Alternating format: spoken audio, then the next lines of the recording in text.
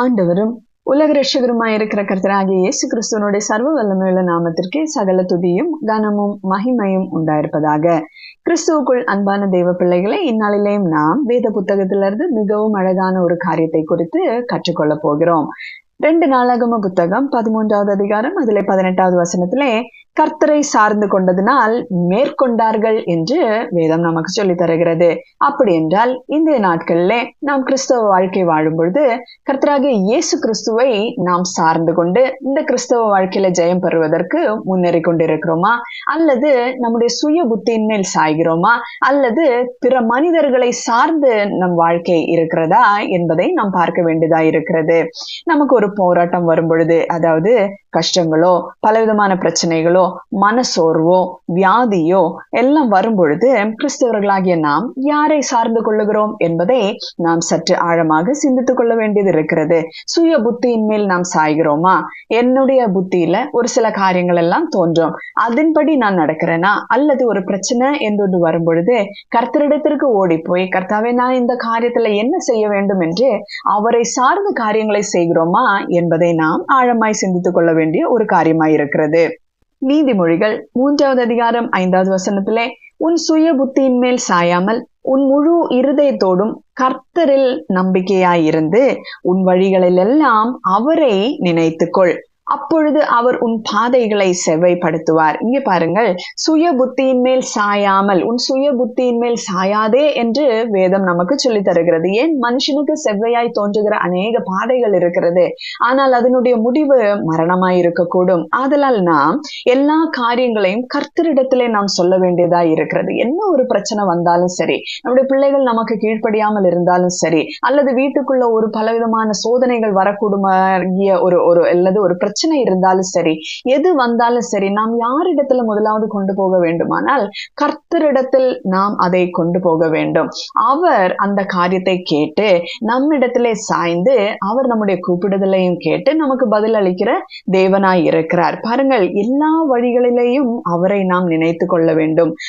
அப்பொழுது அவர் உன் பாதைகளை செவ்வைப்படுத்துவார் என்று வேதம் நமக்கு சொல்லி தருகிறது. சங்கீதம் 40வது அதிகாரத்திலே 1-4 வசனம் நாம் வாசிக்கும் பொழுது, கர்த்தருக்காக பொறுமையுடன் காத்திருந்தேன் என்று சங்கீதக்காரன் அங்கே சொல்லுகிறதை பார்க்கிறோம். எந்த ஒரு காரியமா இருந்தாலும் நாம் எல்லாம் முடிவெடுத்த உடனே நாம் அந்த காரியத்தை செய்யும் பொழுது ஒரு சில பிரச்சனைகள் நம்மை நோக்கி வரக்கூடும். ஆனால் கர்த்தருக்காக பொறுமையுடன் காத்திருக்கும் பொழுது அவர் என்ன செய்கிறார்? அவர் என்னிடமாய் சாய்ந்து என் கூப்பிடுதலை கேட்டார். அகங்காரிகளையும் பொய்யை சார்ந்து இருக்கிறவர்களையும் நோக்காமல், நாம் யாரை நோக்க கூடாது? அகங்காரிகளையும் பொய்யை சார்ந்து இருக்கிறவர்களையும் நாம் நோக்க கூடாது. கர்த்தராகிய இயேசு கிறிஸ்துவை நாம் நோக்கி பார்க்க வேண்டும். அப்ப இந்த காரியத்துல நான் என்ன செய்ய வேண்டும் என்று அவரிடத்திலிருந்து நாம் புத்தியை பெற்றுக்கொண்டு அந்த காரியங்களை செய்தால் அது நேர்த்தியாக இருக்கும். பாருங்கள், கர்த்தரையே தன் நம்பிக்கையாக வைக்கிற மனுஷன் பாக்கியவான். கர்த்தரையே தன் நம்பிக்கை, என்னுடைய முழு நம்பிக்கையும் அவர்தான் என்று இருக்கக்கூடிய மனுஷன் பாக்கியவான் என்று வேதம் சொல்லுகிறது. நாம் எல்லா காரியங்களையும் இப்ப இந்த காரியத்தை கூட கற்றுக்கொள்ள போவதற்கு, அதாவது கர்த்தரை சார்ந்து கொண்டு இந்த காரியத்தை நாம் கற்றுக்கொள்ள போவதற்கு வேதத்தையே நாம் ஆராய்ந்து பார்ப்போம். 1 கொரிந்தியர் 10வது அதிகாரம் 11வது வசனம் என்ன சொல்லப்படுகிறது என்றால், இவைகளெல்லாம் திருஷ்டாந்தங்களாக அவர்களுக்கு சம்பவித்தது. யாருக்கு? பழைய ஏற்பாடின் நாட்களிலே அந்த பரிசுத்தவான்களுக்கு நடந்த ஒவ்வொரு காரியங்கள், அல்லது அநேக ராஜாக்கள் வந்தார்கள், நியாயாதிபதிகள் வந்தார்கள், தீர்க்கதரிசிகள் வந்தார்கள், அவர்களுக்கெல்லாம் சம்பவித்த காரியங்கள் நமக்கு எதற்காக வைத்திருக்கிறது என்றால் திருஷ்டாந்தங்களாக வைத்திருக்கிறது. அவைகளை நோக்கி பார்த்தால் நாம் இந்த காலத்திலே நாம் நேரிடுகிற பிரச்சனைகள் என்னன்றது நமக்கு புரியும். அந்த இடத்துல அவர்கள் என்ன செய்தார்கள் என்பது நம்முடைய வாழ்க்கைக்கு அது ஒரு பாடமாக அல்லது ஒரு எச்சரிப்பாக இருக்கிறது என்று வேதம் நமக்கு சொல்லித் தருகிறது. பாருங்கள், உலகத்தின் முடிவு காலத்தில் உள்ள நம்ம இப்ப எங்க இருக்கோம்? உலகத்தின் முடிவு நாட்களிலே நாம் இருக்கிறோம். அப்ப முடிவு காலத்தில் இருக்கிற நமக்கு எச்சரிப்பு உண்டாகும்படிக்கு எழுதப்பட்டும் இருக்கிறது. பழைய ஏற்பாட்டின் காலங்கள், பழைய ஏற்பாடுல இருக்கிற ஒவ்வொரு காரியங்களையும் நமக்கு திருஷ்டாந்தங்களாக அல்லது ஒரு எச்சரிப்பு உண்டாகும்படிக்கு ஒரு சூழ்நிலைகள் வரும்பொழுது நாம் எப்படி இருக்க வேண்டும், அல்லது எது செய்தால் நமக்கு ஆசீர்வாதம், கர்த்தரை சார்ந்து இருக்கும் பொழுது என்ன நடக்கிறது, கர்த்தரை சார்ந்து இல்லாமல் இருக்கும் பொழுது என்ன நடக்கிறது என்பதெல்லாம் நாம் பழைய ஏற்பாடுல நடந்த ஒவ்வொரு காரியங்களையும் பார்க்கும் பொழுது நம்மாலே அது எளிதாய் கற்றுக்கொள்ள முடியும். பாருங்கள், தேவனோடு உள்ள உறவிலே அவர்களுக்கு பலவிதமான சூழ்நிலைகள் நேரிட்டது. அதிலே அவர்கள் ஆசீர்வாதத்தை பெற்றார்கள், ஜெயம் பெற்றார்கள், சந்தோஷத்தை அடைந்தார்கள், சமாதான வாழ்க்கையை பெற்றார்கள், அவர்களுக்கு இளைப்பாறுதல் கிடைத்தது, சுகம் இருந்தது, விடுதலை உண்டானது என்றெல்லாம் நாம் புரிந்து கொள்ள முடியும். எது செஞ்ச போது அவர்களுக்கு இதெல்லாம் நடந்தது என்பது, எது செய்தால் ஆசீர்வாதம் கிடைக்கும் என்பதெல்லாம் பழைய ஏற்பாடின் நாட்கள்ல இவர்களை நாம் பார்க்கும் பொழுது, அந்த காரியங்கள் நாம் தியானிக்கும் பொழுது அந்த காரியங்கள் நமக்கு புரிந்து கொள்ள முடியும். அதே போல எப்படி நடக்கும்போது சாபம் வருகிறது, அழிவு வருகிறது, தோல்வி வருகிறது, துக்கம் வருகிறது, நெருக்கம் வருகிறது, வீழ்ச்சி, அடிமைத்தனம், சாவு, தேவனால் அருவருக்கப்படுகிற காரியங்கள், தேவ கோபம் நம்மேல எதனால் வருகிறது என்றெல்லாம் அந்த திருஷ்டாந்தங்களை நாம் பார்க்கும் பொழுது நம்மாலே புரிந்து கொள்ள முடியும். இங்கேயும் அப்படித்தான். பழைய ஏற்பாடின் நாட்களிலே ஒரு ராஜா, அவருடைய பெயர் ஆசா. இந்த ஆசா ராஜாவினுடைய அரசாட்சியிலே கர்த்தரை சார்ந்து அவர் நடந்து கொண்ட பொழுது என்ன நடந்தது, அவரை சார்ந்து கொள்ளாத போது என்ன நடந்தது என்று நாம் பார்க்க போகிறோம். ஏன் இந்த காலத்துல, முடிவு காலத்துல இருக்கிற நமக்கு அது எச்சரிப்பு உண்டாகும்படிக்கு எழுதப்பட்டிருக்கிறது என்று 1 கொரிந்தியர் 10வது அதிகாரம் 11வது வசனத்துல நாம் வாசித்திருக்கிறோம். அப்படின்னா என்ன திருஷ்டாந்தம் வைத்திருக்கிறது, அதிலிருந்து நாம் புரிந்து கொள்ள வேண்டிய பாடம் என்ன என்றுதான் நாம் பார்க்க போகிறோம். ஆசா ராஜா எப்படிப்பட்டவர் என்று நாம் பார்க்கும் பொழுது 2 நாளாகம புத்தகம் 14வது அதிகாரத்திலிருந்து பல காரியங்களை நாம் வாசிக்கும் பொழுது அதுல இருந்து இதை புரிந்து கொள்ளலாம். தேவனுக்கு பிரியமில்லாத காரியங்கள் எல்லாம் அகற்றிவிட்டு நலமானதை கர்த்தருக்கு முன்னதாக செய்த ஒரு மனிதனாக இருந்தார். பாருங்கள், அதுல 2வது வசனத்திலே ஆசா தன் தேவனாகிய கர்த்தரின் பார்வைக்கு நன்மையும் செம்மையுமானதை செய்தான். தேவையில்லாத காரியங்கள் எல்லாம் தேசத்தை விட்டு அப்புறப்படுத்தி போடுகிறார். அதனால என்ன நடக்கிறது, அவனுக்கு முன்பாக ராஜ்யம் அமெரிக்கையாய் இருந்தது என்று 5வது வசனத்திலே நாம் வாசிக்கிறோம். ஏன் அப்படின்னு நம்ம பார்க்கும்போது, கர்த்தர் அவனுக்கு இளைப்பாறுதலை கட்டளையிட்டதினால். ஏன் அப்படி நடந்தது என்று பார்க்கும் பொழுது, தேவனாகிய கர்த்தரிடத்திலே அவர் சார்ந்து கொண்டு ஒவ்வொரு காரியங்களையும் செய்கிறதை நாம் பார்க்கிறோம். அதிலே 6வது வசனத்திலே கர்த்தர் அவனுக்கு இளைப்பாறுதலை கட்டளையிட்டதினால் அந்த வருஷங்களில் அவனுக்கு விரோதமான யுத்தம் இல்லாதிருந்தது. பாருங்கள், கர்த்தரை சார்ந்து கொண்டு கர்த்தருக்கு பிரியமானதை செய்த போது அவருக்கு என்ன இல்லையா, யுத்தம் இல்லாதிருந்தது என்று நாம் பார்க்கிறோம். அடுத்ததாக என்ன, தேசம் அமெரிக்கையாய் இருந்தபடியினால் யூதாவிலே அரணான பட்டணங்களை கட்டினான்.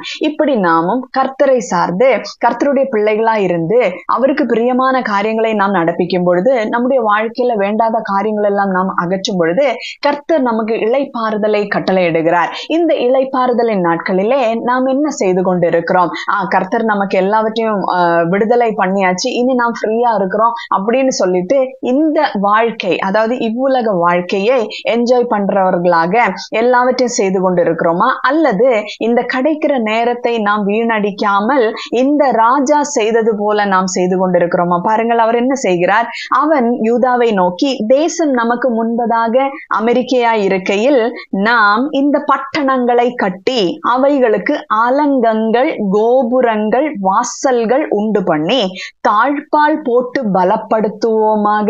நம்முடைய தேவனாகிய கர்த்தரை தேடினோம், தேடின போது சுற்றிலும் நமக்கு இளைப்பாறுதலை கட்டளையிட்டார் என்றார். அப்படியே கட்டினார்கள், அவர்களுக்கு காரியம் வாய்த்தது. பாருங்கள், கர்த்தர் நமக்கு இளைப்பாறுதலை கட்டளையிடும் பொழுது, அல்லது பிரச்சனைகள் எல்லாம் மாற்றி கர்த்தர் நம்மை விடுதலை செய்திருக்கும் பொழுது நாம் என்ன செய்கிறோம், சும்மா இருக்கக்கூடாது. எனக்கு அன்பானவர்களே, நாம் நம்மை பலப்படுத்தி கொள்ள வேண்டும், கிறிஸ்துவுக்குள்ளாக நாம் நம்மை பலப்படுத்தி கொள்ள வேண்டும். பாருங்கள், அவர் என்ன செய்தாராம், அலங்கங்கள், கோபுரங்கள், வாசல்களை உண்டு பண்ணி. இதெல்லாம் என்ன, இதனுடைய அர்த்தம் என்ன, அலங்கம் உண்டாக்கும் பொழுது அவ்வளவு சீக்கிரத்துல ஒரு யுத்தம் வந்தாலும் அவர்களால் அதை மேற்கொள்வது சற்று கடினமாக இருக்கும். அலங்கங்கள், கோபுரங்கள், எப்பவுமே கோபுரத்துக்கு மேல விழிப்பா இருக்க ஜாம ஊழியக்காரர்களை வைப்பார்கள். அப்ப எதிராய் ஒரு காரியம் வருகிறது என்றால் அவர்களால அது பார்த்து கொள்ள முடியும், பார்த்து அதுல ஒரு எச்சரிப்பா இருக்கக்கூடும்.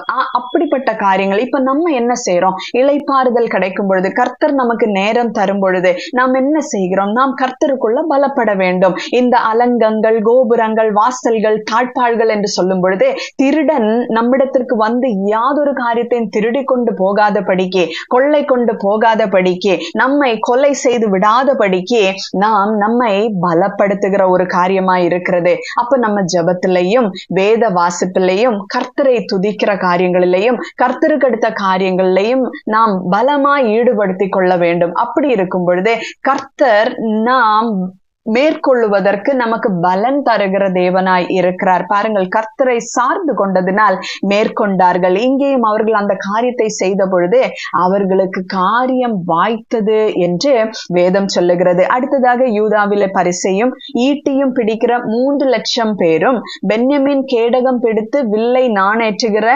2,80,000 பேருமான சேனை ஆசாவுக்கு இருந்தது. இவர்கள் எல்லாம் பராக்கிரமசாலிகள். பாருங்கள், அவர்களை பலப்படுத்தி கொண்டிருந்தார்கள். இந்த வேளையில என்ன நடக்கிறது என்று பாருங்கள். அவர்களுக்கு விரோதமாக எத்தியோப்பியன் ஆகிய சேரா 10 லட்சம் பேர்கள் சேர்ந்த சேனையோடும் 300 ரதங்களோடும் புறப்பட்டு மரேசா மட்டும் வந்தான். இப்போ இவர்களை காட்டிலும் எண்ணிக்கையில் கூடுதலாய் இருக்கிற ஒரு சத்ருவின் கூட்டம் இவர்களை நோக்கி வருகிறது. ஆனால் ஆசா என்ன செய்கிறார்?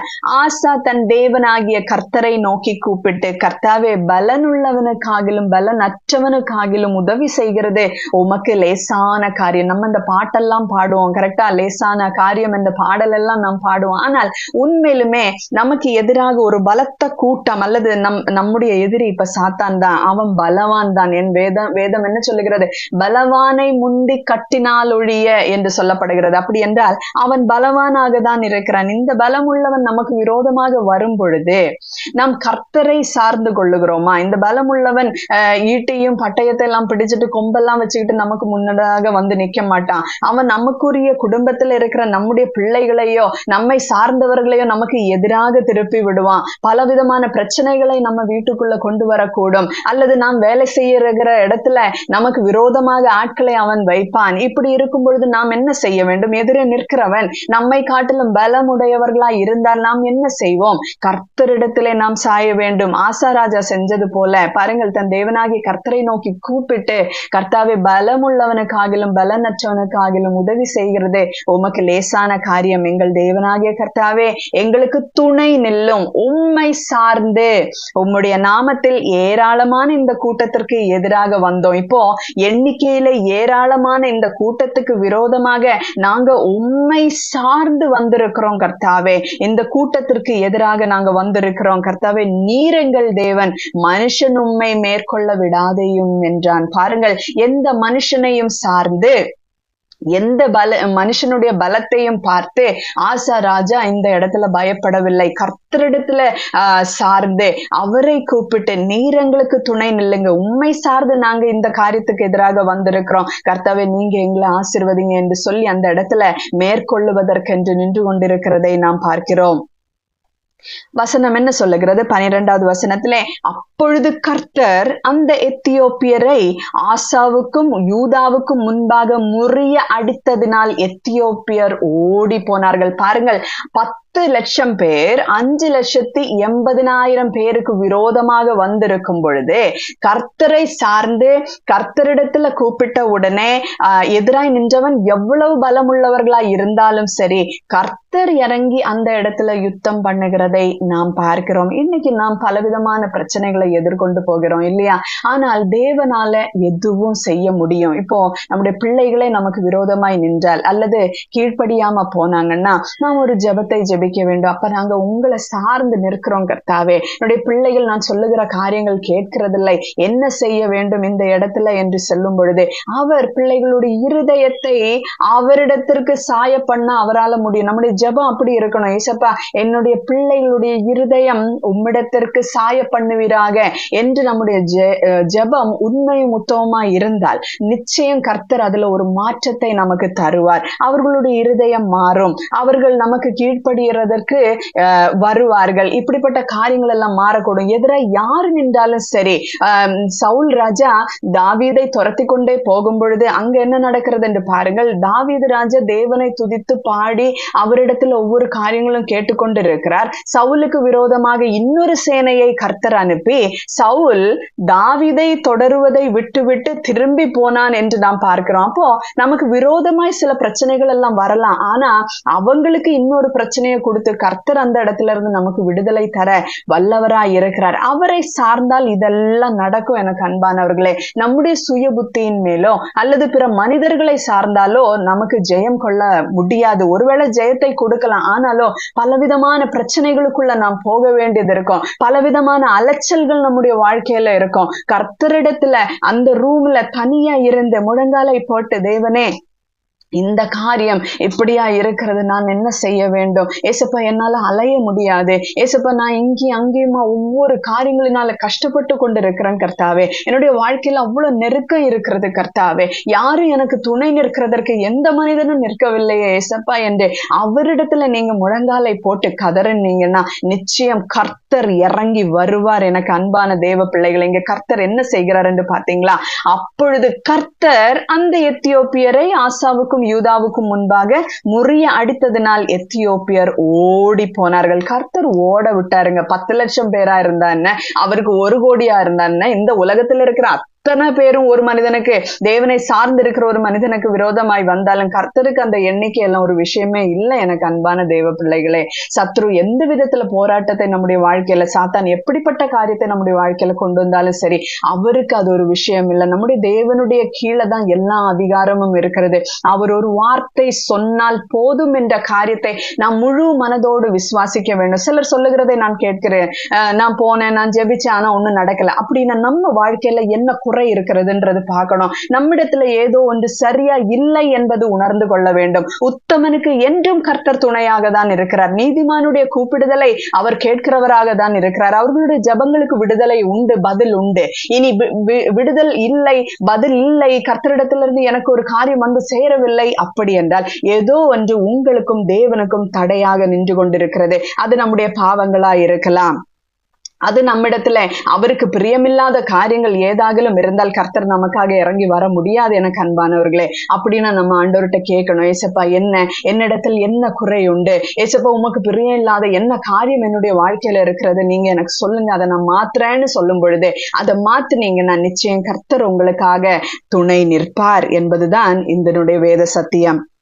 2 நாளாகமம் 15வது அதிகாரத்துல நம்ம வாசிக்கும் போது இந்த காரியம் இன்னும் சற்று ஆழமாக நாம் பார்க்க முடியும். இஸ்ரவேல் ஜனங்கள் 2ஆக பிரிந்து நிற்கிறதை நாம் பார்க்கலாம். 10 கோத்திரம் தனியாகவும் 2 கோத்திரம் தனியாகவும் நிற்கிறதை நாம் பார்க்கிறோம். அந்த 2 கோத்திரத்துல யூதாவும் பென்யமீன் கோத்திரமும் இருக்கிறது. இந்த யூத ராஜாவாகிய ஆசா கர்த்தரை சார்ந்து கொண்டபடினாலே அங்கே பாருங்கள், தேவனுடைய மனுஷன் அந்த இடத்துல ஒன்று சொல்லுகிறதை நாம் பார்க்கிறோம். அவன் வெளியே ஆசாவுக்கு எதிர்கொண்டு போய் அவனை நோக்கி, அதாவது யாரு, அப்பொழுது தேவனுடைய ஆவி ஓதேதின் குமாரனாகிய அசரியாவின் மேல் இறங்கினதினால் அவன் வெளியே ஆசாவுக்கு எதிர்கொண்டு போய் அவனை நோக்கி, ஆசாவே, யூதா பென்யமின் கோத்திரங்களில் சகல மனுஷரை கேளுங்கள், நீங்கள் கர்த்தரோடு இருந்தால் அவர் உங்களோடு இருப்பார், நீங்கள் அவரை தேடினால் உங்களுக்கு வெளிப்படுவார், அவரை விட்டீர்களேயாகில் அவர் உங்களை விட்டு விடுவார். இஸ்ரவேலிலே அநேக நாளாய் மெய்யான தேவனும் இல்லை, உபதேசிக்கிற ஆசாரியனும் இல்லை, வேதமும் இல்லை. பாருங்கள்,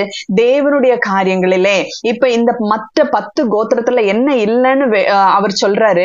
இஸ்ரவேலில் அநேக நாளாய் மெய்யான தேவன் இல்லை, உபதேசிக்கிற ஆசாரியன் இல்லை, வேதமும் இல்லை. ஆனால் நீங்களோ யூத ஜனமே, யூத ராஜாவே, நீங்கள் கர்த்தரை சார்ந்திருந்தீர்கள்னா நிச்சயம் தேவன் உங்களிடத்திற்கு வருவார் என்ற வண்ணமாக அவர் சொல்லுகிறார். நீங்கள் அவரை தேடினால் உங்களுக்கு வெளிப்படுவார், அவரை விட்டீர்களேயாகில் அவர் உங்களை விட்டு விடுவார். கேளுங்கள், நீங்கள் கர்த்தரோடு இருந்தால் அவர் உங்களோடு இருப்பார் என்று வேதத்திலே சொல்லுகிறதை நாம் பார்க்கிறோம். மத்த 10 கோத்திரமும் தேவனுடைய ஜனங்கள் தானே. ஆகிலும் ஏன் அந்த இடத்துல தேவனும் இல்லை, வேதமும் இல்லை, ஆசாரியனும் இல்லை என்று சொல்லப்படுகிறது? ஏனென்றால் அவர்கள் தேவனை விட்டு வழி விலகி வேற காரியங்கள் செய்தபடினாலே கர்த்தர் அந்த இடத்துல அவங்களுக்கு கிரியை செய்ய முடியாமல் போகிறது. அதனால் என்ன, இந்த குடும்பங்களுக்குள்ளேயே பெரிய பிரச்சனை வருகிறதை நாம் பார்க்கிறோம். அதாவது இந்த 12 கோத்திரங்களுக்குள்ளே பிரச்சனை வருகிறதை பார்க்கிறோம். அப்படி இந்த இஸ்ரவேலின் ராஜாவும் யூத ராஜாவாகிய ஆசாவுக்கு விரோதமாய் திரும்ப வருகிறதை நாம் பார்க்கிறோம். முதலாவது எத்தியோப்பியர்கள் வராங்க, பலவான்களா இருந்தாங்க, 10 லட்சம் பேர் இருந்தாங்க. அதிலே கர்த்தரை சார்ந்தபடினாலே கர்த்தர் இறங்கி யுத்தம் செய்து இவர்களுக்கு விடுதலை கொடுத்ததை நாம் பார்க்கிறோம். அந்த இடத்துல யூத ராஜா கர்த்தரை சார்ந்திருந்தார். ஆனால் இங்கே என்ன நடக்கிறது என்று பாருங்கள். இஸ்ரவேலின் ராஜா இவர்களுக்கு விரோதமாய் வந்த உடனே ஆசா என்ன செய்தார் தெரியுமா? கர்த்தரை சாராமல் ஒரு மனிதனை சார்ந்ததை நாம் பார்க்கிறோம். இது கர்த்தருக்கு துக்கமாய் மாறுகிறது. இஸ்ரவேலின் ராஜாவாகிய பாஷா ஆசா ராஜாவுக்கு விரோதமாய் வந்த உடனே அவர் என்ன செய்கிறார்? தமஸ்குவில் வாசம் பண்ணுகிற பெனாதாத் என்னும் சீரியாவின் ராஜாவின் இடத்திற்கு அனுப்பி, எனக்கும் உமக்கும் என் தகப்பனுக்கும் உம்முடைய தகப்பனுக்கும் உடன்படிக்கை உண்டே, இதோ வெள்ளியும் பொன்னும் உமக்கு அனுப்பினேன். இஸ்ரவேலின் ராஜாவாகிய பாஷா என்னை விட்டு விலகி போகும்படிக்கு நீர் வந்து அவனோடு செய்த உடன்படிக்கையை தள்ளி போடும் என்று சொல்லி அனுப்பினான். பாருங்கள், கர்த்தரை சார்ந்து கொண்டிருந்த ஆசா ராஜா பல நன்மைகளை பெற்றதை நாம் பார்க்கிறோம். கொஞ்சமாய் இருந்தார்கள், ஆனாலும் எதிராய் வந்த 10 லட்சம் பேரை ஜெயித்தார்கள், கொள்ளையிட்டார்கள். மிகுந்த கொள்ளை இவர்களுக்கு அகப்பட்டது. எப்படி என்று பார்க்கும் பொழுது கர்த்தர் அவர்களோடு கூட இருந்தார். கர்த்தரை சார்ந்து கொண்டதுனால இப்பொழுதும் மத்தேயு 12வது அதிகாரம் 29வது வசனத்தை நாம் வாசிக்கும் பொழுது, பலவானை முந்தி கட்டினால் ஒழிய பலவானுடைய வீட்டுக்குள் ஒருவன் புகுந்து அவன் உடைமைகளை எப்படி கொள்ளையிடக்கூடும்? இது இந்த பலவான் என்று சொல்லுகிறது சாத்தான். அவன் நம்மிடத்திலிருந்து திருடி கொண்டு போன அநேக காரியங்கள் இருக்கும். அதை நாம் கொள்ளையிடத்தக்கதாக கர்த்தரை நாம் சார்ந்து கொள்ளும் பொழுது அவனை கட்டி நாம் என்ன பண்ணலாம்? அவனிடத்தில் இருக்கிற காரியங்கள் நாம் திருப்பி கொண்டு வர நம்மாலே கூடும். இல்லை என்றால், நாம் பலமாய் நிற்கவில்லை என்றால், அல்லது நம்முடைய வாழ்க்கையில ஜெப குறைவு, வசன வாசிப்பு எல்லாமே நாம் குறைவுபட்டிருக்கும் பொழுது கர்த்தரை சாயாமல் மனிதனை சார்ந்து நாம் போகும் பொழுது என்ன நடக்கிறது தெரியுமா? பலவான் நம்மிடத்தில் வந்து அவன் கொள்ளையிட்டு திருடி அநேக பொக்கிஷங்கள் நம்மிடத்திலிருந்து எடுத்துக்கொண்டு போவான். அநேக நன்மைகளை அவன் திருடி கொண்டு போகிறதை நாம் பார்க்க முடியும். இங்கே அப்படிதான் நடக்கிறது. இது செய்தது கர்த்தருக்கு பிரியமில்லை. பாருங்கள், 7வது வசனத்திலே, அக்காலத்திலே ஞான திருஷ்டிக்காரனாகிய அனானி யூதாவின் ராஜாவாகிய ஆசாவின் இடத்தில் வந்து அவனை நோக்கி, நீர் உம்முடைய தேவனாகிய கர்த்தரை சார்ந்து கொள்ளாமல், பாருங்கள், இத்தனை நாள் நீ கர்த்தரை தானே சார்ந்து கொண்டிருந்தாய், இப்பொழுது நீ என்ன செய்தார்? கர்த்தரை சார்ந்து கொள்ளாமல் சிரியாவின் ராஜாவை சார்ந்து கொண்டபடியினால் சிரியா ராஜாவின் இராணுவம் உமது கைக்கு தப்பி போயிற்று. இனி என்ன நடக்குமா? உனக்கு எப்பொழுதும் யுத்தங்கள் இருக்கும் என்று சொல்லுகிறதை நாம் பார்க்கிறோம். பாருங்கள், 8வது வசனத்திலே, மிகவும் ஏராளமான ரதங்களும் குதிரை வீரரும் உள்ள எத்தியோப்பியரும் லூபியரும் மகா சேனையாய் இருந்தார்கள் அல்லவா? நீர் கர்த்தரை சார்ந்து கொண்ட போதோவெனில் அவர்களை உமது கையில் ஒப்பு கொடுத்தாரே. தம்மை பற்றி உத்தம இருதயத்தோடு இருக்கிறவர்களுக்கு தம்முடைய வல்லமையை விளங்க பண்ணும்படி கர்த்தருடைய கண்கள் பூமி எங்கும் உலாவிக் கொண்டிருக்கிறது. இந்த விஷயத்தில் மதியில்லா இருந்தீர், ஆகையால் இது முதற்கொண்டு உமக்கு யுத்தங்கள் நேரிடும் என்றான். பாருங்கள், யுத்தங்கள் நடந்தால் நமக்கு நஷ்டம், பஞ்சம், பலவிதமான காரியங்கள் வரும். இத்தனை நாள் உங்களுக்கு இளைப்பாறுதல் கொடுத்த தேவனை சாராமல் நீர் இப்படிப்பட்ட ஒரு காரியத்தை செய்தீரே, ஒரு மனிதனை சார்ந்து காரியத்தை செய்தீரே. இப்ப நம்ம உலகத்தரமா பார்க்கும்போது இது ஒண்ணும் தப்பு இல்ல. பாருங்க, எனக்கும் உமக்கும் உடன்படிக்கை உண்டு இல்லையா? அப்ப நீங்க இந்த காரியத்தை செஞ்சீங்கன்னா எனக்கு விரோதமாய் வந்த இந்த ராஜா என்னை விட்டு ஓடி போவான் என்று சொல்லுகிறது சாதாரணமாக ஒரு மனிதனிடத்திலே நாம் உதவி பெறுவது போல் இருக்கிறது. ஆனால் கர்த்தருக்கு இதிலே பிரியமில்லை. கர்த்தரை சார்ந்து இருக்கிறவர்கள் அவரை தான் சார்ந்து இருக்க வேண்டும் என்பது அவருக்கு பிரியமான ஒரு காரியமாய் இருக்கிறது. ஏனென்றால் அவர் இறங்கி வரும் பொழுது நமக்கு மிகுந்த கொள்ளை. சாத்தானிடத்தில் இருக்கிற நம்மிடத்துல இருந்து திருடி கொண்டு போன அநேக நன்மைகள். ஏனென்றால் அவன் இந்த உலகத்துல எவனை விழுங்கலாம் என்பதுதான் நோக்கி கொண்டிருக்கிறான். பாருங்கள், அவனை ஈஸியாக நாம் கட்டிவிட முடியும். யாசா ராஜா அந்த இளைப்பாறுதல் கொடுத்த நாட்களிலே அலங்கங்களும் கோபுரங்களும் வாசல்களும் தாழ்பால்களையும் கட்டி பலப்படுத்தி கொண்டிருந்தார். இப்படி பலமுடையவர்களாய் இருந்திருக்க வேண்டும். ஆனால் இவர் என்ன செய்தார் என்று பாருங்கள், வெறும் மனிதனை போய் நம்பி மனிதனை சார்ந்து ஜெயம் கொள்ளலாம் என்று எதிர்பார்த்தார். என்றைக்கு அவர் மனிதனை சார்ந்து இப்படிப்பட்ட காரியங்கள் செய்ய தொடங்கினாரோ பாருங்கள், அவருடைய குணாதிசயமும் மாறி போகிறதை நாம் பார்க்கிறோம். பாருங்கள், அந்த யுத்தங்கள் நேரிடும் என்று சொன்னதுனாலேயே அது நிமித்தம் ஆசா ஞான திருஷ்டிக்காரன் மேல் சினந்து கோபம் கொண்டு அவனை காவலறையிலே வைத்தான். பாருங்கள், தேவனுடைய மனுஷனை காவலறையிலே வைக்கிறதை நாம் பார்க்கிறோம். இதல்லாமலும் அக்காலத்தில் ஜனங்களுக்குள் சிலரை கொடூரமாய் நடப்பித்தான். இத்தனை காலம் கர்த்தரை சார்ந்திருந்த நாட்களிலே அவர் நல்ல மனிதராக அவரும் யூத ஜனங்களும் எல்லாரும் சேர்ந்து அந்த அலங்கங்களை கட்டி ஒரு நல்ல மனதோடு கூட ஒருமையா எல்லா காரியத்தையும் ஒற்றுமையோடு செய்ததை நாம் பார்க்கிறோம். ஆனால் இன்றைக்கோ அவருடைய குணாதிசயம் முற்றிலும் மாறுகிறதை நாம் பார்க்கிறோம். அப்பொழுதும் அவர் மனம் திரும்பி கர்த்தரிடத்திலே சார்ந்து, ஐயோ ஆண்டவரை நான் தவறிட்டேன், ஐயோ ஆண்டவரை நான் தப்பு செஞ்சுட்டேன், நான் மனுஷனை சார்ந்து இந்த காரியத்தை செஞ்சுட்டேன், இனிமே நான் எந்த மனுஷனையும் சார மாட்டேன், ஆண்டவரே என்ன நீர் மன்னியும், நான் உண்மையே சார்ந்து கடைசி பரியந்தம் இருக்கிறேன்னு மனம் திரும்பி கர்த்தரிடத்துல வேண்டிக் கொண்டிருந்தால் நிச்சயம் அந்த காரியத்துக்கு ஒரு மாற்றம் வந்திருக்கும். ஆனால் பாருங்கள், அவருடைய பின்னிலைமை மிகவும் மோசமாய் மாறினது. 12வது வசனத்திலே, ஆசா அரசாண்ட 39ஆம் வருஷத்திலே தன் கால்களில் வியாதி கண்டு அவன் நோவு மிகவும் உக்கிரமாய் இருந்தது. அவன் தன் வியாதியிலும் கர்த்தரை அல்ல பரிகாரிகளையே தேடினான். பாருங்கள், பலன் கொள்ளாமல், கர்த்தரில் பலன் கொள்ளாமல் மனிதர்களை சார்ந்து எல்லா காரியத்தையும் செய்கிறதை நாம் பார்க்கும். இது நிமித்தமாக என்ன நடந்தது? ஆசா தான் அரசாண்ட 41ஆம் வருஷத்தில் மரித்து தன் பிதாக்களோட நித்திரை அடைந்தான். பாருங்கள், முடிவு வந்தது. எனக்கு அன்பானவர்களே, இன்றைக்கும் நாம் பழைய ஏற்பாடுல திருஷ்டாந்தமாக நமக்காக கடைசி காலத்தில் இருக்கும் நமக்கு எச்சரிப்பு உண்டாகும்படி பல காரியங்கள் பழைய ஏற்பாடுல எழுதி வைத்திருக்கிறது. எதற்காக தெரியுமா? இந்த நாட்கள்ல நாம் என்ன செய்து கொண்டிருக்கிறோம்? நமக்கு ஒரு பிரச்சனை வரும்பொழுது, நமக்கு ஒரு போராட்டம் வரும்பொழுது நாம் யாரை சார்ந்து வாழுகிறோம், யாரை சார்ந்து நாம் காரியங்களை நடப்பிக்கிறோம் என்பதை அறிந்து கொள்ள, புரிந்து கொள்ளதான் இந்த காரியம் நமக்காக எழுதி வைக்கப்பட்டிருக்கிறது. இந்த ராஜாவினுடைய வாழ்க்கையில இருந்து நாம் கற்றுக்கொள்ள வேண்டிய காரியம் என்ன தெரியுமா?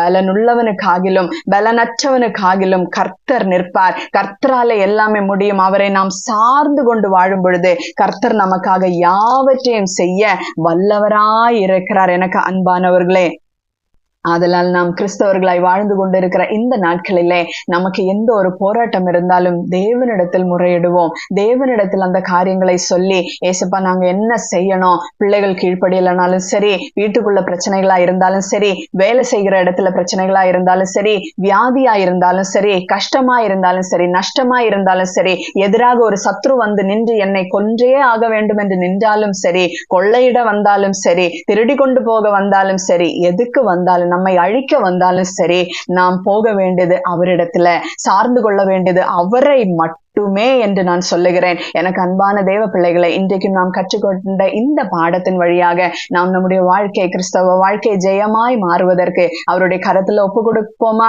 கர்த்தர் தாமே இந்த வார்த்தைகளினால் நம்மை ஒவ்வொரு பேரையும் ஆசீர்வதிப்பாராக. ஆமென். அல்லேலூயா. ஜெபிப்போமா. அன்பும் இரக்கமும் கிருபை நிறைந்த பரிசுத்த நல்ல பிதாவே, இந்த நல்ல நாளுக்காக ஸ்தோத்திரம் சுவாமி. இந்நாளிலேயும் ஆண்டவரே, எந்த விதமான ஒரு சூழ்நிலை ஆகிலும் கர்த்தாவே, நாங்கள் உண்மையே சார்ந்து எப்பொழுதும் உண்மையே நோக்கி கொண்டிருக்க கர்த்தாவே எங்களுக்கு நீங்க கிருபை தருவீராக. ஏசப்பா, எப்படிப்பட்ட பிரச்சனைகள் வந்தாலும் சரி, நீங்க எங்களுடைய காரியங்களில் ஆண்டவரை இளைப்பாறுதல் தந்திருக்கும் பொழுதும் ஆண்டவரை நாங்க உண்மையே நோக்கி எங்களை நாங்க பலப்படுத்தி கொள்ளும்படியாக, கிறிஸ்துவுக்குள்ள எங்களை பலப்படுத்த எங்களுக்கு நீங்க கிருபை தாங்க. கிடைக்கிற நேரங்களை நாங்க வீணடிக்க கர்த்தாவே, எப்படி கிறிஸ்துவுக்குள்ளாக பலப்படலாம் என்பதை அறிந்து கொள்ள, புரிந்து கொள்ள எங்களுக்கு நீங்க ஞானத்தை தருவீராக. ஏசப்பா, பலம் உள்ளவனுக்காகிலும் பலனற்றவனுக்காகிலும் உதவி செய்கிறதப்பா உமக்கு லேசான காரியமா இருக்கிறது கர்த்தாவே. எப்பொழுதும் என்ன பிரச்சனை வந்தாலும் சரி, எங்களுக்கு துணை நில்லும் என்று சொல்வதற்கு கர்த்தாவே எங்களுக்கு ஆண்டவரை ஞானத்தை தருவீராக. உண்மையே சார்ந்து கர்த்தாவே எல்லா காரியங்களையும் நாங்க மேற்கொள்ள, கிறிஸ்தவ வாழ்க்கையில ஜெயத்தை பெற கர்த்தாவே எங்களுக்கு நீங்க கிருபை தாரும். ஏசப்பா. ஏன்னா ஆண்டவரே, உம்மை பற்றி ஆண்டவர் உத்தம இருதயத்தோடு இருக்கிறவர்களுக்கு உம்முடைய வல்லமையை விளங்க பண்ணும்படியாக கர்த்தாவே, உம்முடைய கண்கள் பூமி எங்கும் எப்பொழுதும் உலாவிக் கொண்டிருக்கிறது என்பதை நாங்க அறிந்து கொள்ள, புரிந்து கொள்ள கர்த்தாவே, இந்நாளிலேயும் எங்களுக்கு நீங்க கிருபை செய்ததுக்காக ஸ்தோத்திரம் ஏசப்பா. எந்த பிரச்சனை வந்தாலும் ஏசப்பா, நாங்க உண்மை மட்டும்தான் சார்ந்து இருக்கணும். உண்மை சாரும் பொழுது கர்த்தாவே, உமக்கு தெரியும் எது எப்படி செய்ய வேண்டும் என்பது, எது செய்தால் சரியாய் இருக்கும் என்பது உமக்கு தெரியும் கர்த்தாவே. நாங்களும் ஆண்டவரே உத்தம இருதயத்தோடு நடக்க, உமக்கு பிரியமில்லாத காரியங்களை செய்யாத படிக்கு, உமக்கு விரோதமாய் நாங்கள் துணிகரமான பாவங்களை செய்து கர்த்தர் எங்களுக்கு இதை செய்யவில்லை, அப்படி செய்யவில்லை என்று ஆண்டவர் நாங்க கம்ப்ளைண்ட் சொல்லாம, அப்பா உமக்கு எது செய்தால் பிரியமா இருக்கும், எது செய்து நாங்கள் உண்மை சார்ந்தால் எங்களுடைய காரியம் வாய்க்கும் என்பதை அறிந்தவர்களாக, புரிந்தவர்களா இருக்க எங்களுக்கு ஞானத்தை தாரு. உம்முடைய கிருபை வேண்டும் கர்த்தாவே. இந்நாளிலேயும் இந்த காரியத்தை அழகாய் நீங்க எங்களுக்கு சொல்லி கொடுத்ததுக்காக ஸ்தோத்திரம் அப்பா. நாங்க இப்படி வாழ, இந்த வார்த்தையின்படியே வாழ எங்களை நீங்க ஆண்டவரே ஆசீர்வதிப்பீராக. ஜெபத்தை ஏற்றுக்கொள்ளும் மேய்ப்பரும் இரட்சகருமாகிய இயேசு கிறிஸ்து நாமத்திலே ஜெபத்தை கேளும் ஜீவனுள்ள நல்ல பிதாவே, ஆமென். அல்லேலூயா.